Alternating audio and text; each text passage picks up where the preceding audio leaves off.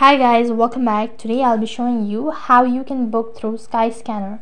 So in order to book tickets through Skyscanner, first of all what you need to do is you need to install the application. So for that, go to your Play Store and on the search box type in Skyscanner.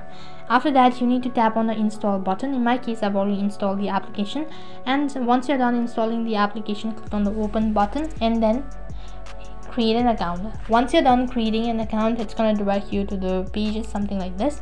Now Skyscanner does not only provide you to book a flight, but you can also book a hotel, maybe car rental and all that.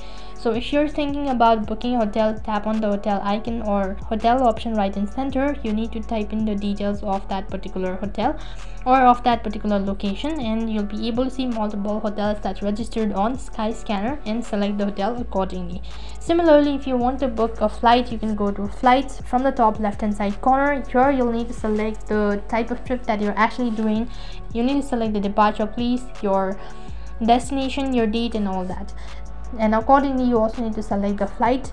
And once you're done with the confirmation, you've successfully booked a flight. And similarly, if you want to book a car, then you can just go to car rentals. Here you need to select from where you actually want to book a car, and you also need to select the drop-off location. After that, you need to select the date and all sort of information. That's basically how you can book through Skyscanner. So you can explore all of these information on this particular page. You can also go through some of my other videos. I'll make sure to leave the link on my description box below. So that is how you can book through Skyscanner online. That is all for this video. I hope the video was helpful. Make sure to like, share and subscribe to our channel. Thank you for watching. See you in the next video.